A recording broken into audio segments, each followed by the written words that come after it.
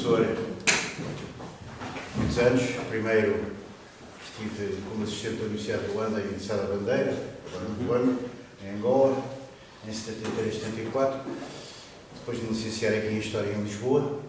E depois tive quase toda a minha vida académica no Porto, entre 1974, precisamente, e 75, porque as aulas naquele ano letivo de 74 e 75 começaram mais tarde, houve uma certa confusão, e decidi pedir a minha apresentação em 2010, veio em 2011, portanto desde 2011 estou aposentado, de toda maneira continuo sempre a ler muito e a fazer bastantes coisas, penso eu, de forma a manter não só o espírito arejado, como também e sobretudo para poder ler aquilo que a maior parte do tempo, quando se é docente e se tem imensas cadeiras, como eu tive, diversas, investigação, etc., várias, não se tem tempo para ler.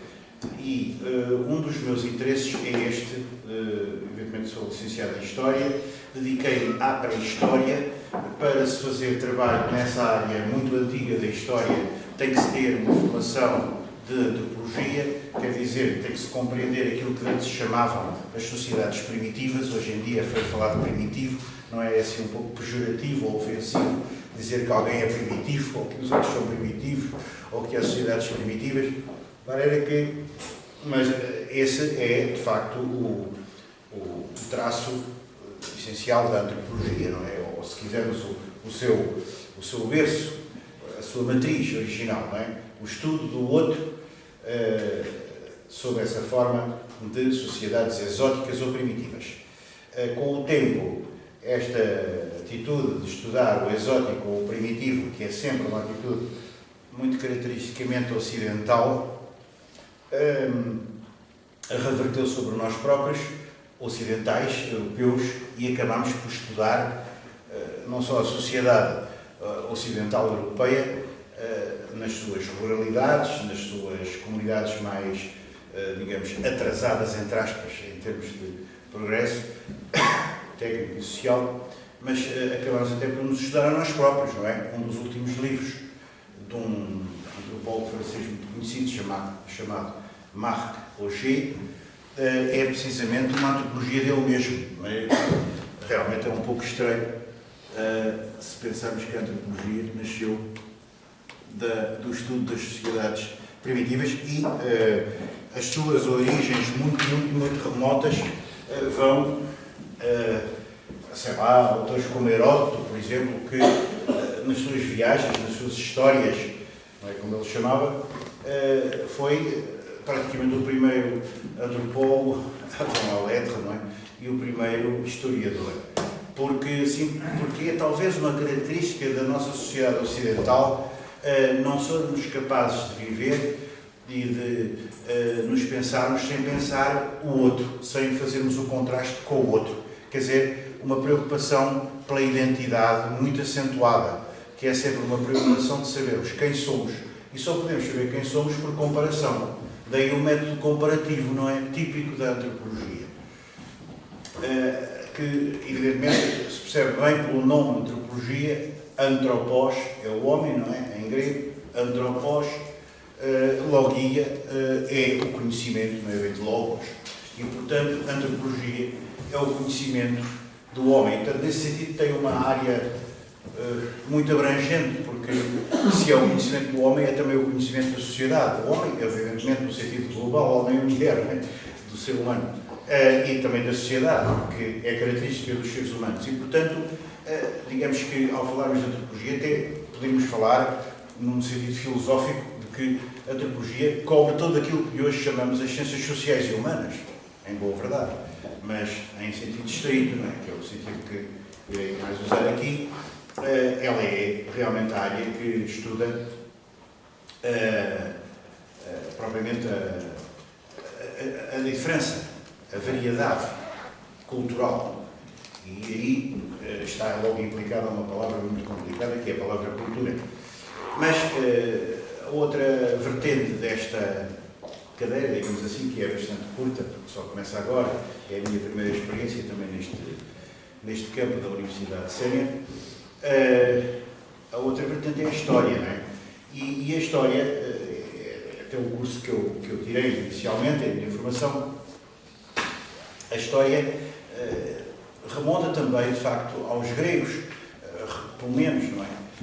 E, novamente, à figura de Heródoto, costuma-se dizer, foi o primeiro historiador, porque, de facto, ele preocupou-se muito em perceber quem eram as civilizações que rodeavam os gregos, os bárbaros, não é? E, particularmente, os egípcios, não é? Que eram para ele bastante misteriosos. E, portanto, descreve-nos essas sociedades e os costumes dessas sociedades no sentido também de algum modo, perceber a sua própria sociedade, perceber a sociedade grega, tão específica, com a sua cidade, com a sua polis, com a sua política, onde veio quase tudo aquilo que é a nossa linguagem contemporânea, fala grego, não é? Nós somos descendentes diretos dos gregos. Mas a história tem também uma outra componente, porque nesta componente a história quase que está aqui misturada com etnografia, não é? Quer dizer, com o interesse pelo outro. O interesse pelo outro no tempo será a história, o interesse pelo outro no espaço será a antropologia, não é? Mas aqui a história tinha em grego uma etimologia curiosa, porque história tinha a ver com a visão. O grego história significa testemunha, no sentido daquele que vê. Portanto, história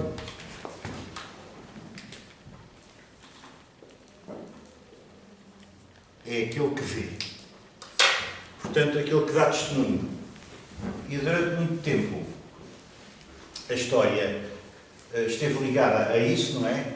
À possibilidade de dar testemunho, de ouvir as pessoas falarem sobre aquilo que tinha sido a sua experiência e, portanto, poder passar isso depois para uma objetivação, não é? Quer dizer, transformar isso em objeto de estudo, aquilo que as pessoas dizem, mas aquilo que as pessoas dizem também indiretamente através de documentos escritos que se podem encontrar ou se podem decifrar, e para isso surgiram no século XIX, que é o grande século da história, uma pleiade incrível de disciplinas, entre as quais a arqueologia, que foi a disciplina a que eu me dediquei. Bom, eu sempre me interessei muito por estes problemas, não tanto pela curiosidade, que também existe naturalmente, que inclusivamente às vezes é até de interesse ou de sentido literário e até de sentido narrativo. A história é também uma narrativa, não é? E a história vive, por exemplo, sempre nesta ambivalência entre a objetivação dos factos, isto é, como é que realmente se passou, investigar como é que realmente se passou, para não negar, evidentemente, aquilo que se passou, às vezes de uma maneira que pode ser considerada ideologicamente muito negativa, por exemplo, negar que houve o Holocausto, não é? Como há certas pessoas que negam que houve, de facto, as formas de cremação, enfim, os campos de extermínio nazis. Portanto, a história tem uma obrigação moral, ética, de tentar ser objetiva, mas ela não tem o mesmo tipo de objetividade, não é? De outras ciências, como é evidente, e há sempre um elemento fundamental na história, que é o elemento narrativo, o elemento literário, de algum modo, sem que isso se confunda com o romance histórico, embora às vezes esteja ali no limiar, com o romance histórico ou com a pura ficcionalização do passado, não é? Como acontece hoje em tantos produtos culturais que estão por aí, até jogos de computador e tudo isso, não é? Com essas coisas mais fantásticas que pertencem em épocas diferentes e que estão misturadas no mesmo produto, como dinossauros, não é? Ao mesmo tempo de indivíduos primitivos ou até atuais, enfim, coisas assim. A história tem de facto essas componentes, quer dizer, é aquela narração do que se passou e com base na visão, naquele que viu, naquele que pode prestar testemunho. O problema da testemunha e do testemunho é um problema fundamental da filosofia, não é? Porque liga-se com a questão da verdade, mas é também esse aspecto narrativo onde aquilo que é verdade e aquilo que é fábula um pouco se misturam, digamos assim, mas uma fábula que, se quisermos, procura, por via da efabulação, chegar a uma verdade mais verdadeira do que a própria verdade que os factos contariam secos. Porque os factos secos são factos de jornal ou factos de telejornal e, por si mesmos, aparecem-nos como um pouco abstratos. Não há nada de abstrato ou de mais abstrato, num certo sentido, do que a coisa concreta. Não é? A coisa concreta parece-nos desprovida de contexto. Uma coisa desprovida de contexto, um facto desprovido de contexto, é completamente abstrato e, portanto, inútil ou absurdo. Mas houve já quem tenha pensado de maneira muito diferente, mesmo entre os historiadores, não é? Colecionando todos os factos, acabariam por compor um puzzle do passado. Bem, eu interesso-me por estas coisas porque talvez seja uma pessoa que gostasse de ter feito ou estudado filosofia, que agora ando a ler mais, e foi o meu reprimido, digamos assim, porque não tive tempo. É impossível, não é? Com a atividade que se tem no ativo, na vida de professor, exige um trabalho bastante grande e mesmo hoje que temos o sistema de Bolonha, que é um sistema, enfim, curto, de cursos curtos e tal, mesmo hoje, enfim, é um trabalho grande, até porque os alunos chegam-nos à universidade cada vez mais, como é de dizer, infantis, não é? Ou mesmo adolescentes, nem que, absolutamente, tive vocação pessoal, para acabar a minha apresentação, nunca tive muita vocação pessoal para estar a aturar a grande barulheira de crianças, e até respeito muito quem tenha essa paixão e essa paciência, mas de facto eu queria era pensar, e pensar com adultos. De facto, às vezes no fundo das minhas aulas, lá nas minhas turmas, já estavam um conjunto de barulhentos que me impediam a mim e aos colegas de comunicar, fosse o que fosse, não é? Estavam permanentemente a querer boicotar, não é? E isso realmente é muito incomodativo. De forma que, pronto, realmente essa atividade também começou a ser cada vez mais burocratizada. Hoje em dia os professores universitários estão como os professores de ensino secundário ou outros, quer dizer, envolvidos em tarefas de avaliação constante. A avaliação transformou-se numa espécie de fim em si, não é? Com umas coisas que inventaram estes burocratas que normalmente não são pessoas que se interessam por nenhum assunto que a mim me interessa e que são para mim os verdadeiros temas, não é? O que é o homem, o que é que distingue uma pessoa de um animal, o que é a cultura e o que é a natureza, enfim, as coisas fundamentais, qual é o sentido da vida, problemas fundamentais, o que é a sociedade, como é que os homens começaram a viver em sociedade, e por aí adiante, o que é a arte, problemas desses são aqueles que realmente me interessam, e essas burocracias todas que agora os professores no ativo são obrigados a preencher, por exemplo, são obrigados a fazer determinado número ou a publicar determinado número de artigos por ano e são avaliados por número de artigos, quer dizer, como se fosse uma métrica, portanto, é tudo reduzido a contas e realmente, enfim, é uma triste situação de ver a universidade degradada a um ponto desses. Não foi essa a universidade, com certeza, com que eu sonhei, nem que quando sonhei ser professor universitário, que felizmente consegui realizar esse sonho. Não foi essa a universidade com que eu sonhei, mas uma universidade de criação de pensamento em comum, entre professores e alunos, e entre os alunos entre si, entre professores entre si, tudo isso, caldeando um ambiente de elevação, mas de elevação num sentido democrático, se quiserem, quer dizer, não é elitista, mas sim procurando em conjunto, não é? Sem qualquer coisa, porque uma pessoa sozinha não consegue fazer nada, por mais inteligente que seja, não é? Estiole com o tempo, não é? Fica-se sem motivação para ler, para estudar, para investigar, para fazer seja o que for, como todos sabem. Portanto, isto é uma apresentação rápida. Eu tenho quase 68 anos, trabalhei de facto desde novo, licenciei-me em 72, doutorei-me em 82, 10 anos mais tarde. Depois fiz as provas de agregação em 89, Essas ainda eram em História, o meu doutoramento foi em Arqueologia e tenho também alguma atividade literária e interesso-me bastante também por iniciativas associativas que vou realizando, sobretudo lá no Porto, onde ainda mantenho essas atividades, e tenho promovido diversíssimos encontros de várias dimensões e escalas sobre vários assuntos inter e transdisciplinares, que é isso que me interessa.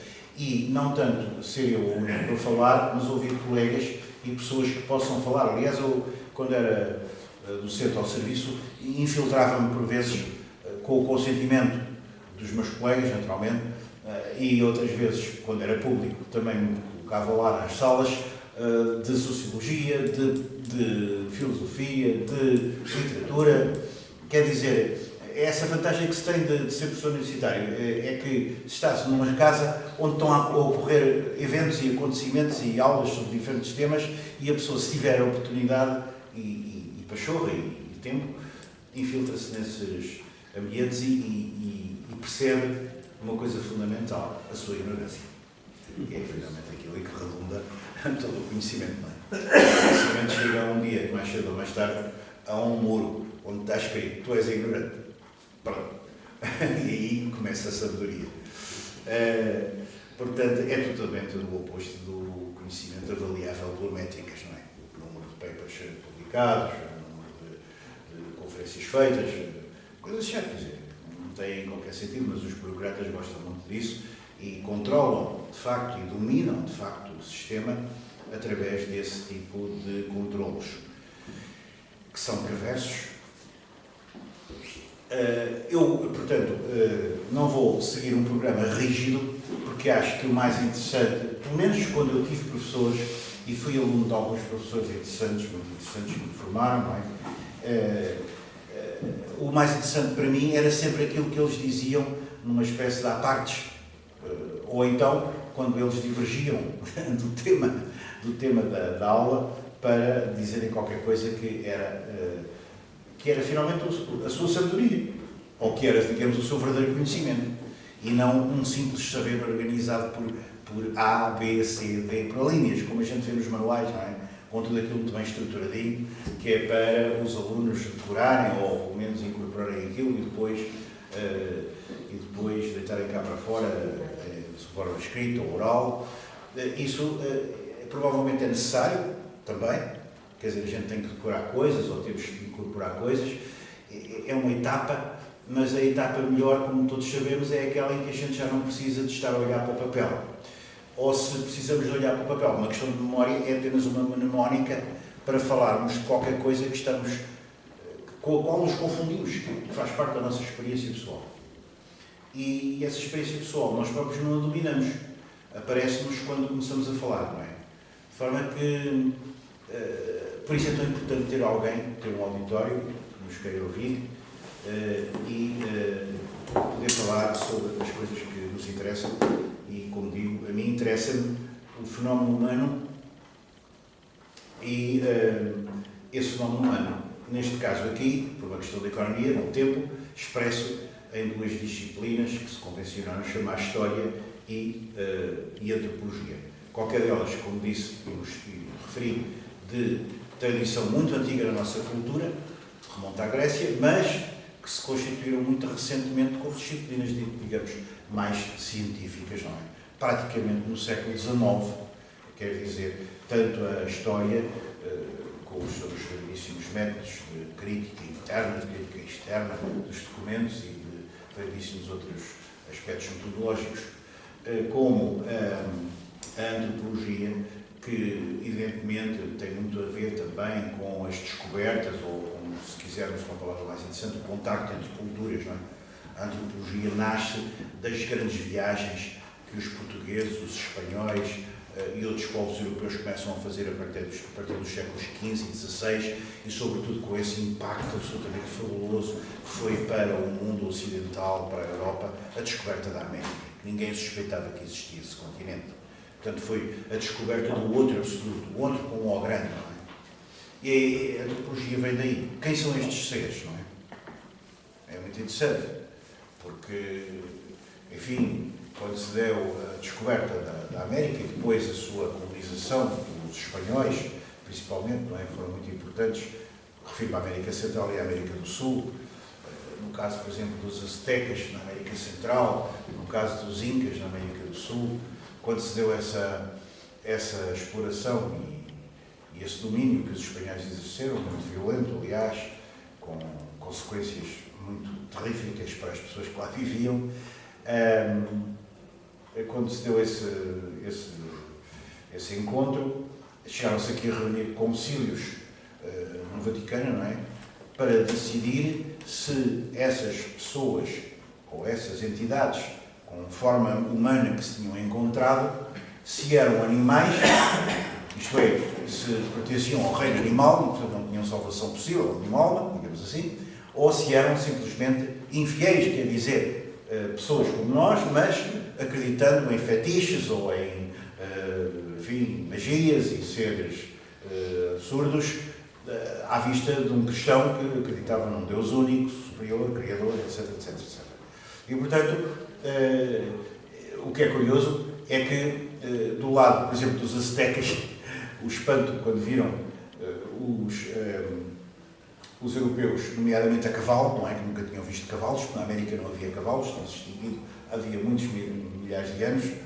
Quando viram indivíduos daqueles a cavalo, foi até uma das formas como eles conseguiram conquistar tanta gente, sendo tão poucos, o Cortés, no México. Aquilo que a corte azteca discutia era: estes indivíduos são humanos ou são deuses, não é? Porque lhes parecia serem indivíduos sobrenaturais, não é? Dada o impacto, quer dizer, que tiveram, não é? Com aquela aparência absolutamente incrível. E foi graças a isso que eles se salvaram, porque senão tínhamos exterminado logo. Mas isso são várias histórias interessantes que a antropologia tem, ou os contactos entre culturas têm. Da forma que isto, pronto, assim, numa primeira síntese, para apresentar a minha pessoa, para apresentar aquilo que me interessa e para também, agora, não sei se não, isso não vos incomodar, sugerir que, se quiserem, cada pessoa diga mais ou menos aquilo que a motiva a estar aqui.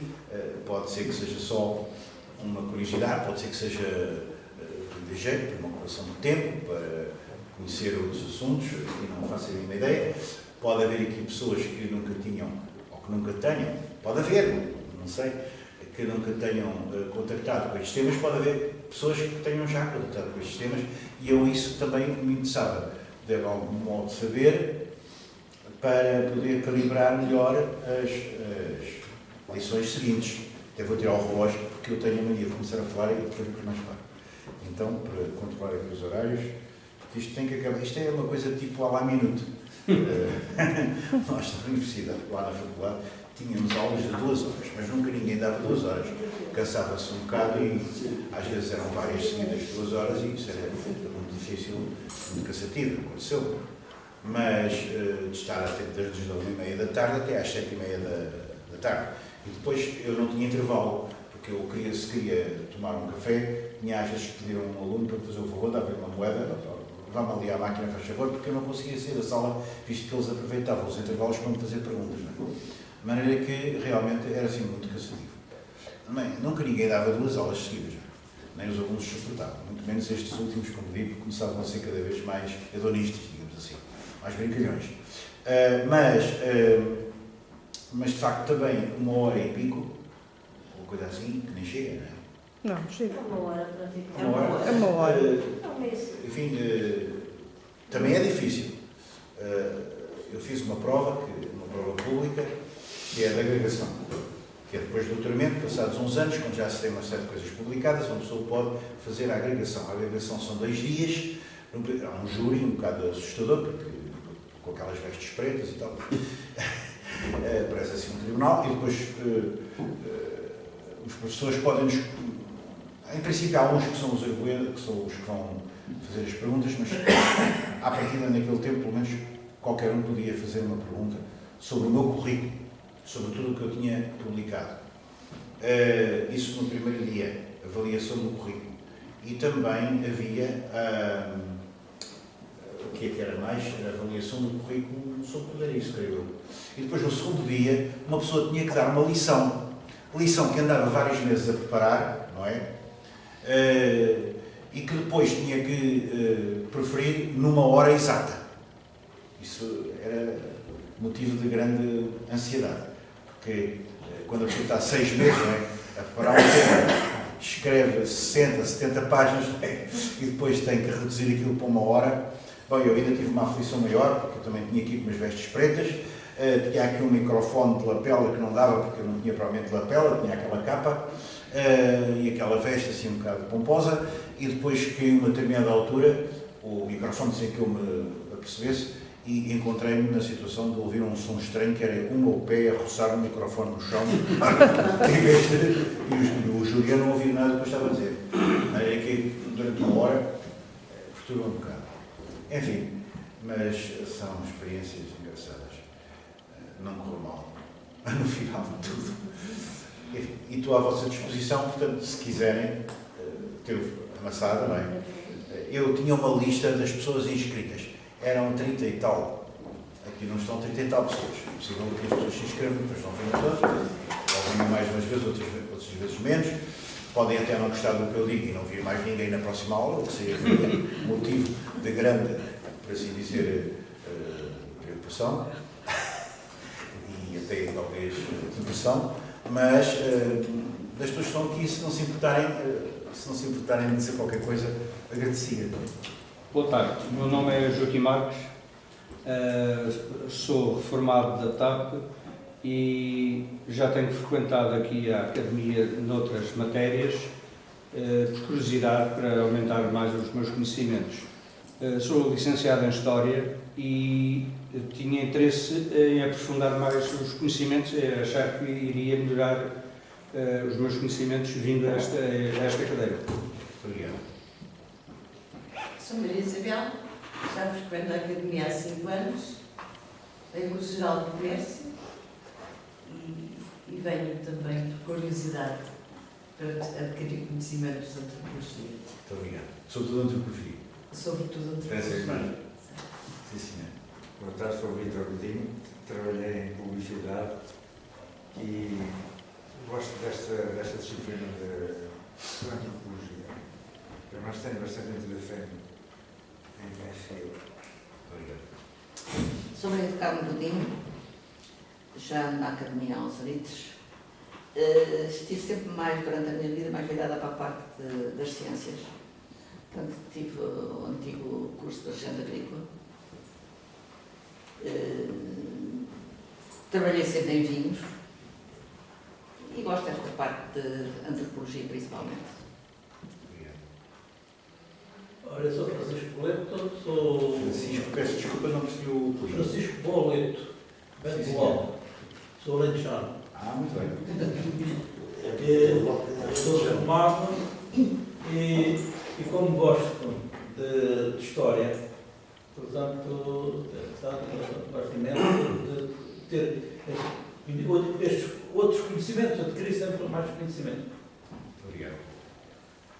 Senhora, se faz favor. Sou Maria Isabel Dias, também frequento a Academia desde que abriu e vim também por curiosidade, gosto de conhecer. Muito obrigado.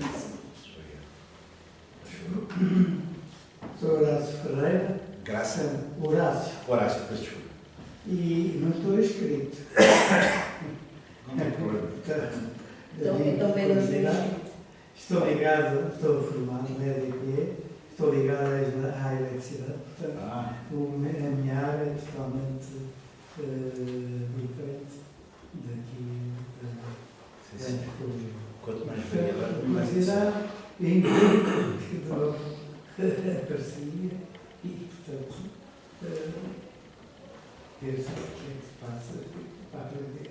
Basta a palavra curiosidade, já está tudo dito, não é? Sim. A curiosidade é o que nos move, sobretudo quando temos tempo livre, para poder fazer alguma coisa diferente daquilo que fizemos antes, não é? Sim. Agora, o interesse é mais por estas humanidades do que por ciência. Basta. Percebo. Obrigado. Não sei se quer começar, senhora. Antónia Simões. Perdão? Antónia Simões. Eu tenho um bocado mal ouvido, não sei se é da idade. Antónia Simões. Obrigado. E também, pronto, o meu forte vir para esta disciplina é precisamente a curiosidade que tenho, porque a minha área foi sempre de números, porque estive a pedir contabilidade, fiz contabilidade, portanto, história, antropologia, todos estes temas para mim é muito curioso. Muito obrigado. Eu chamo-me António Cardoso, já ando aqui também há alguns anos. Procuro interessar-me por certas coisas que eu não domino, como a história. Números foi a minha vida, portanto, aí também. Embora também ande em economia, mas é viver, vá. Mas a história, a antropologia, nunca tinha pensado nisso sequer. Apareceu o curso, aliás, a aula, e eu vim ver até onde é que vai. Esperemos que gostes. Os conhecimentos, até onde é que vão os conhecimentos. Obrigado. Senhora, por favor. Rosa Carvalho, ando aqui desde o início, quase. O início foi quando já agora? É que eu sou aqui novo. Acho que faz uns 7 anos. Não percebi. Há 7 anos? Aqui. Há 7 anos? Sim. Que funciona a Universidade de Portanto, Ciências. podemos andar mais, não? Que há uns 8 anos, talvez. São Eu ando cá há 7 anos. Sim. Todo mundo já tinha a ver. E optei por esta disciplina porque durante a minha formação profissional para a área da saúde tive uma disciplina que tinha introdução à antropologia. E eu fiquei a gostar. E agora vim matar a curiosidade para ti. Sim. Muito obrigado. Chamo-me Teresa Oliveira. Perdão? Teresa Oliveira. Obrigado. A minha área era contabilidade e administração, mas sempre gostei muito de história e inscrevi-me na disciplina por isso, porque gosto. Sim, senhor. Muito obrigado. Ora bem, quer dizer, portanto, há pessoas aqui inscritas, há pessoas que ainda não estão inscritas, há certamente pessoas que se inscreveram e que hoje não vieram, não sei. Vamos ver, não é? Por acaso a minha mulher que está aqui, por isso é que eu não lhe pergunto quem é que ela é.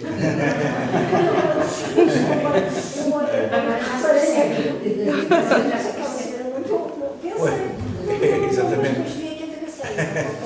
Também está a dar aqui uma cadeira, mas é até às terças também de manhã. Sim.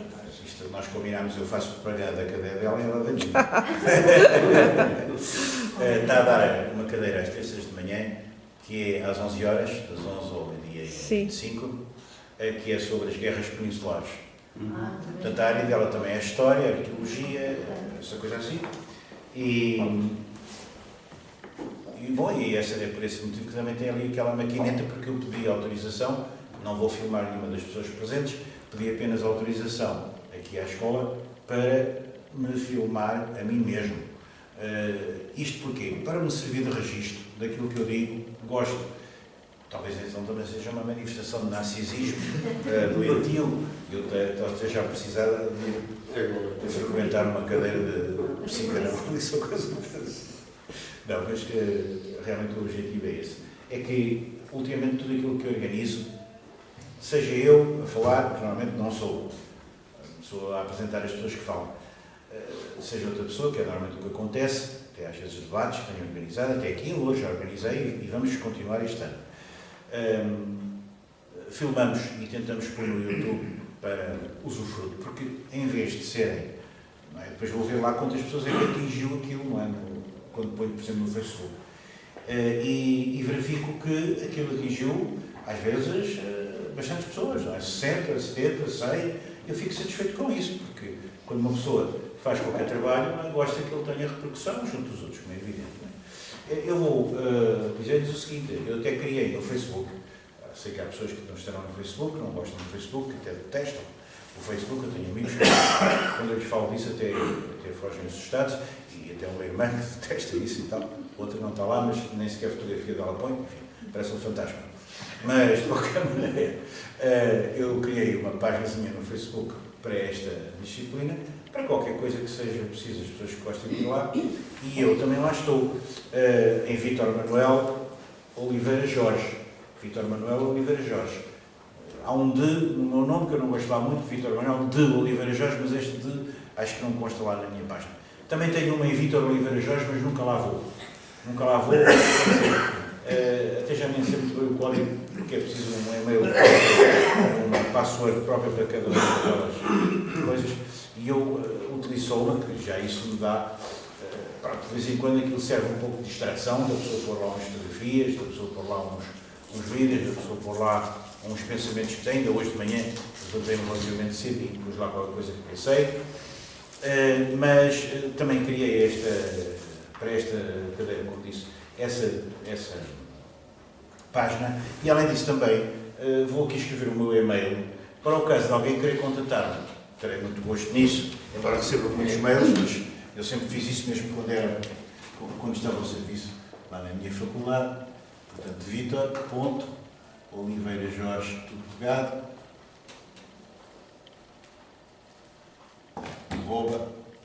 @gmail.com. O M fica assim a cair. Também tenho um blog, enfim, mas o blog não vou lá muito, que é um blog transferido, se alguém quiser interessar-se por coisas que eu já escrevi. Chama-se Transferir.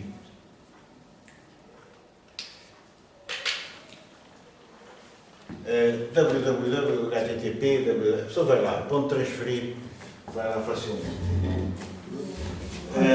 Por graça, vou dizer uma coisa ao senhor. Estou aqui porque a minha mulher foi ao Facebook e disse que hoje queria iniciar uma aula de às 16h. Está a ver? O Facebook é útil por causa disso. Mas eu não sou nada de Facebook. Pois. Nem de meios, nem de internet. Claro. Doutor, desculpe, o Facebook é em nome de Vítor Manuel Oliveira Jorge. É curioso que há muitas pessoas com o meu nome em Portugal, como aliás deve haver com os vossos respectivos nomes, uma coisa estranha. Uma vez fui a uma caixa geral de depósitos e queria encontrar qualquer, mesmo lá, tratar qualquer assunto da minha conta, porque eu tenho a minha conta única, e disseram-me, há aqui uma quantidade de Vítor Manuel Oliveira Jorge. Coisa tão estranha, é um problema de identidade, não é? Como é que é possível? Mas houve uma época em que muita gente se chamava Vítor Manuel, não é? Por causa dos tal. Também é o caso, não é? Vítor Manuel.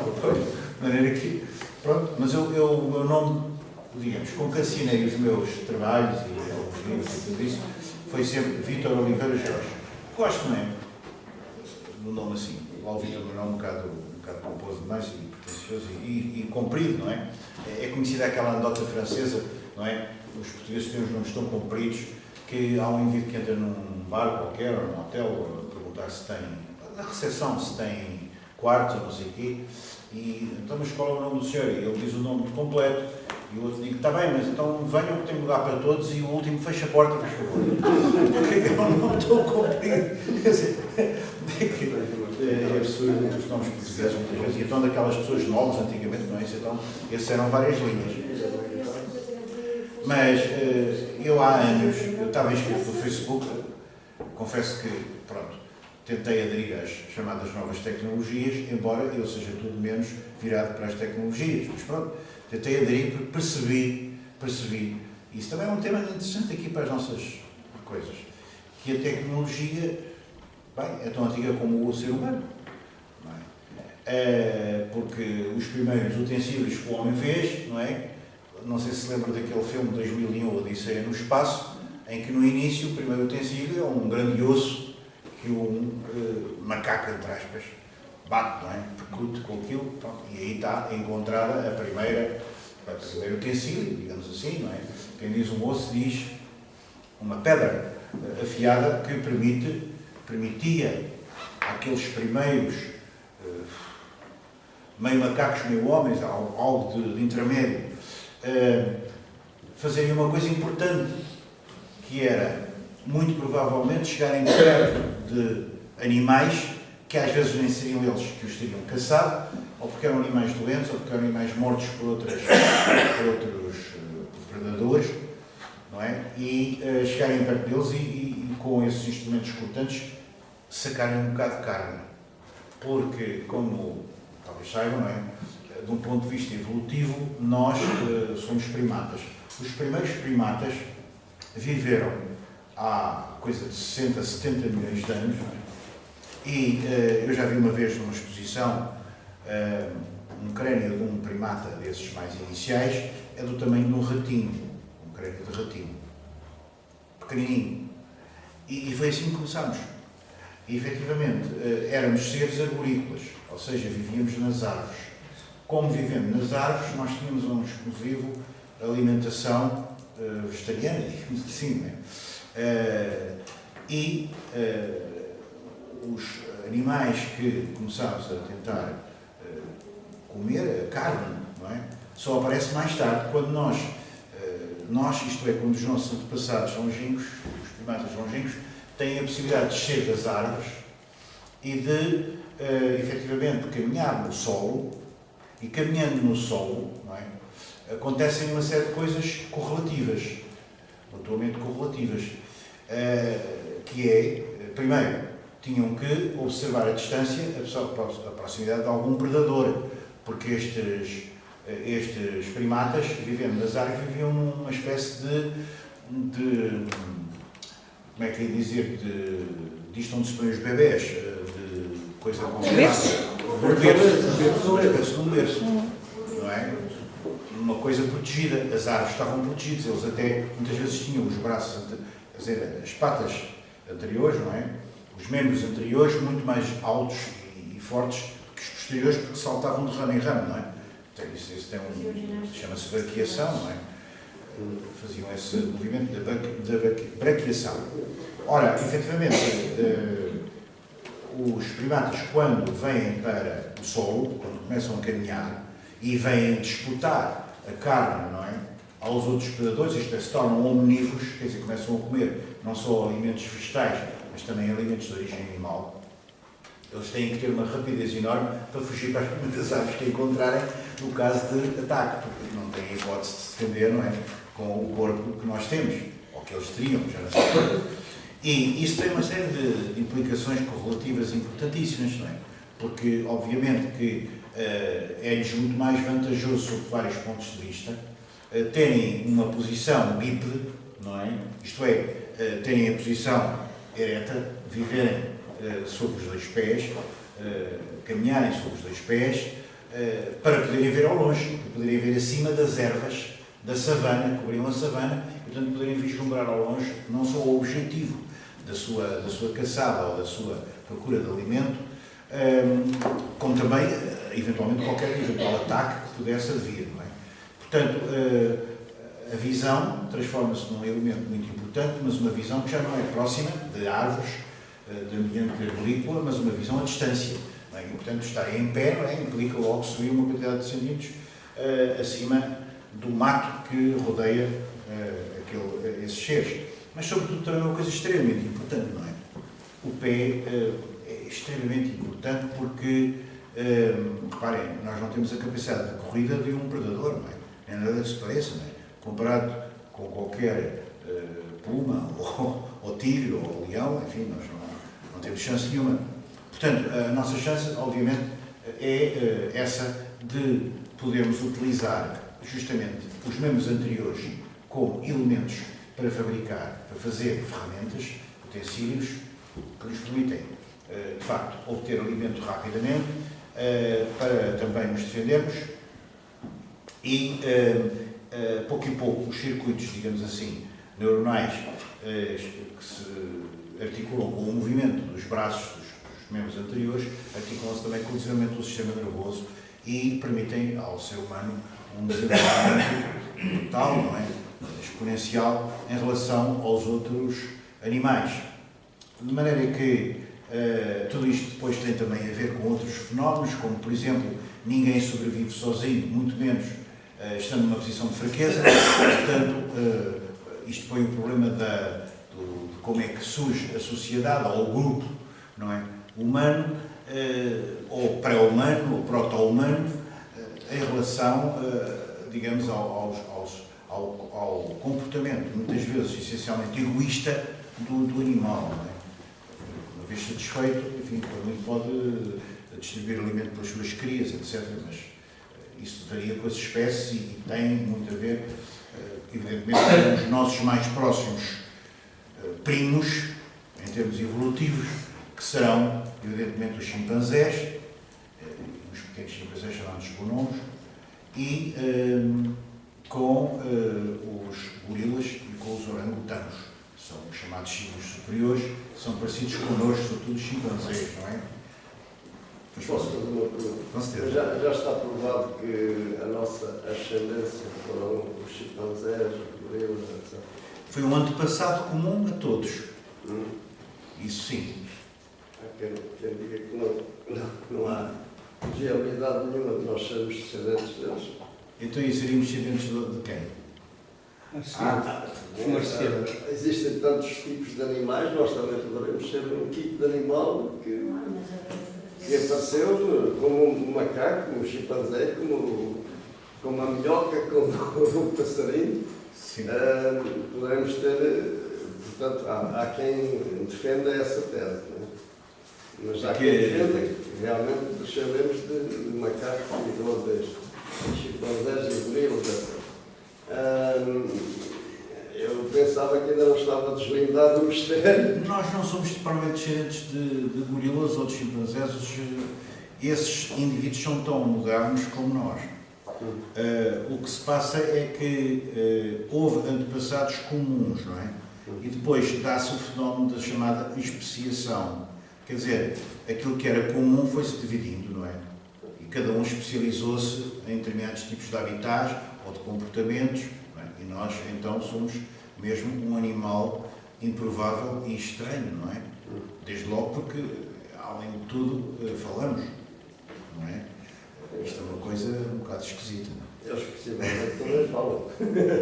Eles emitem sons e têm uma espécie de voz, sem dúvida. Por exemplo, os chimpanzés são capazes de produzir sons que imitem naturalmente, ou que transmitem uns aos outros, muita coisa, portanto, comunicam entre si de uma maneira complexa mesmo, e emitem 60, 70 sons diferentes, enfim, dos estudiosos disto, primatólogos ou pessoas dos estudos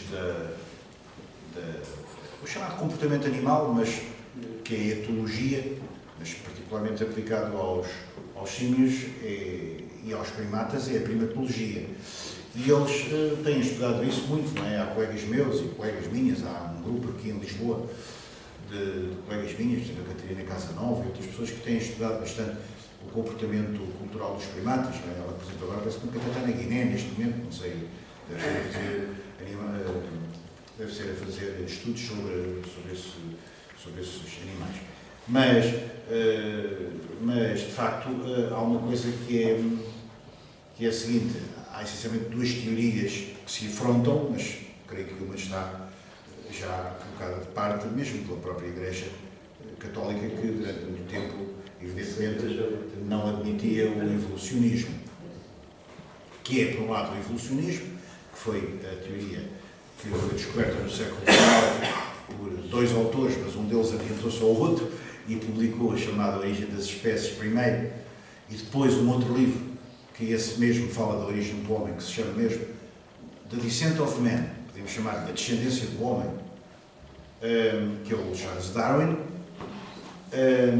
Portanto, revolucionou, quer dizer, é a teoria básica hoje da biologia e da evolução das espécies, embora tenha muita coisa que se lhe diga, e nomeadamente há aspectos que devemos criticá-la, sobretudo o segundo livro, porque tem pontos onde poderá ter nascido ali um germen de racismo, ou de teoria justificadora do racismo.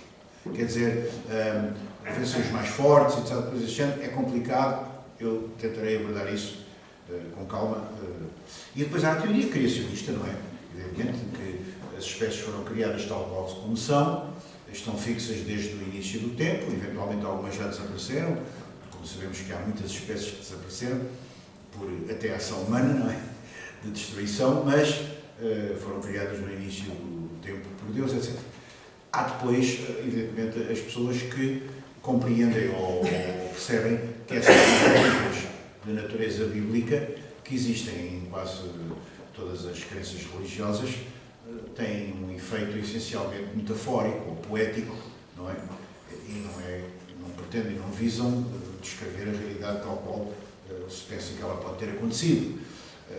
Mas, efetivamente, no fundo, podíamos dizer que aquela área a que eu me dediquei, que é a pré-história, não é a história antes da descoberta da escrita, não é nada que uma narrativa do primeiro livro da Bíblia, do Gênesis, mas científica, entre aspas. Agora, realmente, nós sabemos que existe hoje um domínio muito grande da genética sobre as ciências sociais, sobre particularmente a antropologia e sobre esta questão em particular da teoria da evolução, e que a genética estabelece, é muito criticável, eu não sou especialista dessas áreas, mas tenho que abordar aqui mais cedo ou mais tarde, e que estabelece que há uma componente, uma percentagem bastante grande de genes do ADN, digamos assim, dos nossos símios ditos superiores. Os chimpanzés são os mais próximos de nós e de nós mesmos. E temos encontrado, ainda agora saiu, por exemplo, no National Geographic, que está aí nas tabacarias, nas papelarias, e podem adquirir se quiserem, porque custa 7 euros, 6,90 euros, não sei o quê, uma coisa chamada. A última revista é um número especial, não é o número deste mês, ou eu não sei se aquilo é mensal, se é bimensal, mas é um número que tem uma caveira na capa de um chamado hominídeo. Nós chamamos hominídeos a estes seres que estão entre os símios e o homem atual. E que é interessante porque é divulgativo, é em português, lê-se com muito agrado e está atualizado, está relativamente atualizado. Embora nesta área, todos os meses, haja tais quantidade de descobertas que há uma tendência para desatualização rápida de todas as perspectivas ou de todas as descobertas mais recentes, não é? E, sobretudo, uma preocupação que têm os antropólogos físicos, ou estes nossos colegas que estudam a antropologia física, ou a origem do homem, do ponto de vista dos ossos, portanto, a paleontologia humana, aquilo que é chamada paleontologia humana, há uma preocupação por encontrar o fóssil mais antigo, não é? E, sobretudo, aquele que faria o tal, chamado em inglês, missing link, não é? A ligação perdida entre o macaco e o homem. Mas, evidentemente, isso é um mito, porque isso não existe. Devem ter existido muitas espécies. Nós conhecemos vários géneros, não é? Nós, em termos zoológicos, somos classificados como Homo, não é? Se escreve sempre com letra maiúscula porque é o género. Sapiens, que é a espécie, que se escreve já com letra minúscula, mas atribuímos a nós próprios esta qualificação de sabedor, não é? De sapiens, e ainda não contentes com isso, não é? A subespécie sapiens. Não é? Portanto, o homem é o Homo sapiens sapiens. Género, espécie, subespécie. Mas, de facto, nós sabemos que existem, ou que existiram, muitos indivíduos do género Homo que estão extintos, não é? Por exemplo, até da nossa própria espécie. Não é? O Homo sapiens neanderthalensis, não é?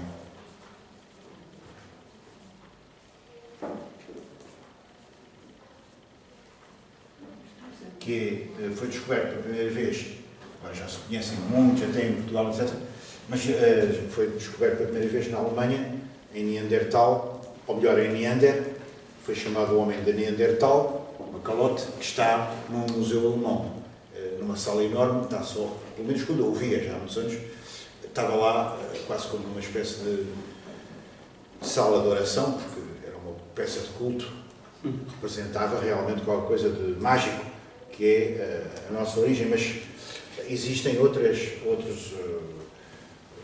É provável que o homem neandertal, é mesmo quase que provado, que se hibridizou com o Homo sapiens, quer dizer, foi contemporâneo aqui na Europa durante uns bons milhares de anos, mas existem outros indivíduos do nosso género que já estarão extintos. Por exemplo, há um que apareceu em África, que é o Homo habilis,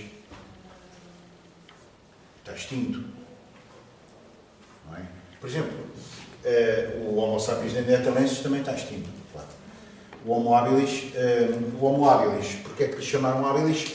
Porque quando o encontraram, associaram ao aparecimento dos primeiros utensílios em pedra e, portanto, habilis de habilidade, de capacidade de fazer utensílios. Então, o velho problema que incomoda ou que inquieta quem se interessa pelo ser humano, que é o que é que caracteriza o ser humano e o que é que nos distingue dos outros animais, não é? Partindo do princípio que somos também animais. Fazemos parte desta ordem, digamos assim, dos primatas. O que é estranho, não é? Vemos os nossos antepassados mais longínquos, não é? Como os meros ratinhos, não é? Depois há outros, por exemplo, não sei se conhecem, mas qualquer um já viu, nem não seja na televisão, lemos ou lemurídeos, não é? Muitos deles vivem em Madagascar, ou havia uma série deles em Madagascar, e noutras zonas do mundo, mas são uns seres nas árvores, que estão nas árvores, e que são muito preguiçosos, não é? São muito lentos. Um amigo meu uma vez comprou, não sei como é que ele conseguiu fazer aquilo, comprou uma dessas caças de animais em Lisboa, não é? Um que não era propriamente um lémur típico daqueles que têm a cauda toda às risquinhas e são muito giros. Esse era todo de uma só cor, mas tinha lá na casa de banho, na casa dele, o que seria a casa de banho da empregada. Antes havia as casas tinham uma casa de banho que era para a empregada. Ele não tinha empregada, então pôs lá aquele bichinho. E o bicho, para chegar, por exemplo, a um objeto, ou objeto do seu alimento, para chegar ao alimento, aquilo até irritava, parecia um filme feito em como é que se diz, slow motion, não é? Quer dizer, levava alguns 5 minutos para chegar, extremamente lentos, quer dizer, enquanto que os animais mais recentes, quer dizer, da nossa área, não é? São muitíssimo. Tiveram mesmo que desenvolver uma grande rapidez e até técnicas de socorro mútuo e os tais gritos e as tais transmissões de informação. Por exemplo, os babuínos, não é? Que estão longe de serem próximos de nós. Todavia, chamava-se nós, eu tive um ano e meio em Angola, como há pouco creio que referi, e lá chamavam-se macacos cães, porque eles tinham uma espécie.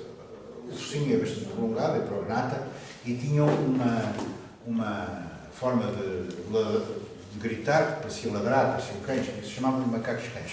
Não eram nada bons quando a gente os via, não é? Era melhor não chegar perto. São perigosos, eles são capazes de afrontar uma onça, como lá se dizia, não é? Portanto, um felino valente. E os macacos cães, quando eles se deslocam em bando, deslocam-se de uma forma em formatura. Quer dizer, o animal dominante vai ao centro, com as suas fêmeas, são bastante egoístas esses animais dominantes, não deixam os mais jovens aproximar-se muitas vezes das fêmeas, não é? Há ali uma disputa, e os mais jovens, os machos mais jovens vão como batedores à roda, e quando ouvem qualquer felino, começam logo a gritar, numa gritaria doida, que é para eles fugirem todos para as árvores. E as fêmeas também vão com as crias ao meio, protegidas precisamente. Portanto, é a forma que eles tiveram de se conseguir adaptar ao solo, porque nós não somos de facto nem seres originariamente do terreno, de área no terreno, nem somos arborícolas, quer dizer, somos de origem arborícola e somos vegetarianos de origem e isto não quer dizer que eu seja vegetariano, eu esteja a defender isso, não sou nada, gosto imenso de carne e, além disso, o que é que eu ia dizer mais? Nós ainda hoje não estamos completamente adaptados à marcha livre e por isso é que de vez em quando temos que nos encostar. Numa paragem de autocarro, quando aquilo está muito demorado, a gente tenta encostar-se a um posto ou um canto da paragem, ou tenta sentar-se, quer dizer, não conseguimos aguentar-nos muito tempo de pé, porque o nosso esqueleto ainda não está completamente adaptado, na verdade, visto que derivamos de animais que eram ladrudos. Pronto, isto é, digamos assim, um dos aspectos, um dos múltiplos aspectos que esta área daquilo que nós somos, os seres humanos, aborda, não é? Mas há múltiplos outros aspectos, não é? Por exemplo, há seres que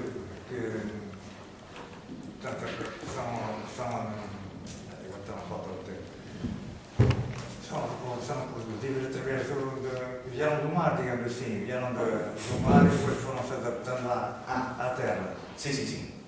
Chegaram de membros e depois começaram-se a transformar também essa teoria também é... Exatamente.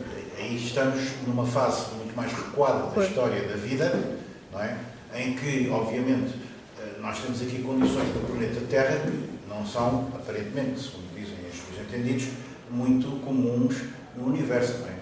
É normal, sabemos hoje que existem, muito provavelmente, outros universos, com certeza que o universo é qualquer coisa de extremamente complexo e infinito, ou será finito, não sabemos, quer dizer, isso é uma coisa para os astrónomos, mas a verdade é que há condições muito peculiares para a vida ter nascido aqui, não é?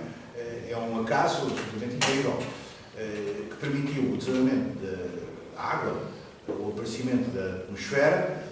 Essa água permite o desenvolvimento de seres microcelulares, não é? Que depois se desenvolvem, criam os primeiros seres celulares e vertebrados até, não é? Os primeiros seres vertebrados, os peixes, aquilo que nós podemos já chamar peixe. Esses peixes conseguem, a determinada altura, ou a determinada altura, vêm para a atmosfera onde há oxigênio, não é?